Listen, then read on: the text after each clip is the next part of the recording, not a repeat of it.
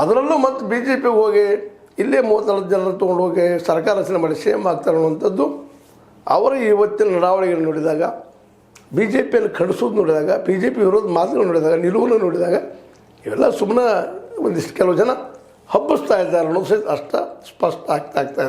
ಯಾಕೆ ನಮ್ಮ ಮೀಡಿಯಾದಲ್ಲೂ ಸಹಿತ ಕೆಲವು ಸ್ಪೇಡ್ ಮೀಡಿಯಾಗಳು ಇದ್ದಾರೆ, ಅವರು ವಾಸ್ತವನ ಇರಲಾರ್ದ ವಾಸ್ತವ ಗುರುತು ಅಂತ ಸುದ್ದಿಗಳನ್ನ ಹಬ್ಬಿಸ್ತಾ ಇರ್ತಾರೆ.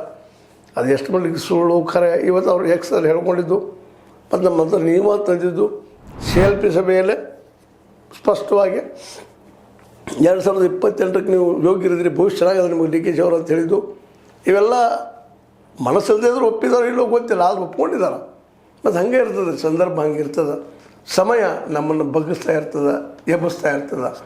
ಯಾಕಂದ್ರೆ ಕೆಲವು ಮೇಲೆ ಹೇಳೋದಕ್ಕೂ ಸಮಯ ಬರ್ತದೆ, ಒಮ್ಮೆ ಬಗ್ಗೋದಕ್ಕೂ ಸಮಯ ಬರ್ತದೆ. ಬಗ್ಗೋದು ಬಂದಾಗ ಬಗ್ಗಬೇಕು, ಎದ್ದು ನಿಲ್ಲೋದು ಬಂದಾಗ ಎದ್ದು ನಿಲ್ಲಬೇಕು. ಇದು ಜೀವನ ಬಂದಂಗೆ ಎದುರಿಸುವಂಥದ್ದು. ಆ ದಿಶೆಯಲ್ಲಿ ಸಿದ್ದರಾಮಯ್ಯನವರು 2028ವರೆಗೆ CM ಅವ್ರಿಗೂ ಭಾಳ ಆಸೆ ಇತ್ತು. ಮೇಲಿಂದ ನಾ ಈ ಮಾತನ್ನು ಹೇಳ್ತಾ ಇದ್ದೀನಿ. JH ಪಾಟೀಲ್ ಇವ್ರಿಗೂ ಸೀನಿಯರ್ ಇದ್ದಾಗ ನಾನು CM ಆಗ್ಬೇಕಂತ ಪ್ರಯತ್ನ ಮಾಡಿದವರು.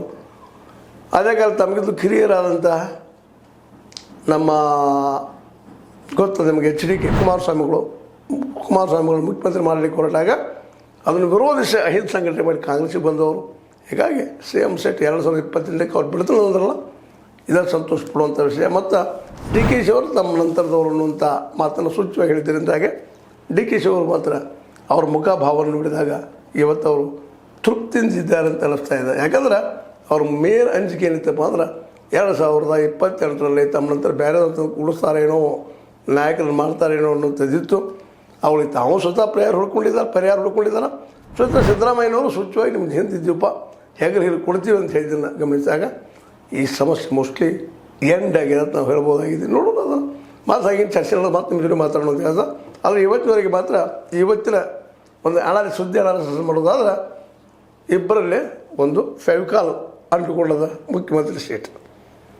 ನನ್ನ ನಂತರ ನೀನು ಅನ್ನುವಂಥ ಮಾತು ಕೊಟ್ಟಿದ್ದೆ DK ಶಿಗೆ ತೃಪ್ತಿ ತಂತದಂತೇಳಿ ಅವರ ಫೋಟೋಗಳಲ್ಲೇ ನಾವು ನೋಡಬೇಕಾಗಿದೆ ಅಂತ ಹೇಳ್ತಾ ಇದು ನಿಮ್ಮ ಲೈಕ್ ಮಾಡಿ ಶೇರ್ ಮಾಡಿ ಕಮೆಂಟ್ ಮಾಡಿ ಜೊತೆಗೆ ಸಬ್ಸ್ಕ್ರೈಬ್ ಮಾಡಿ. S60 ನ್ಯೂಸ್ ಸತ್ಯದ ಕೈಗೊಂಡು ವಂದನೆಗಳು.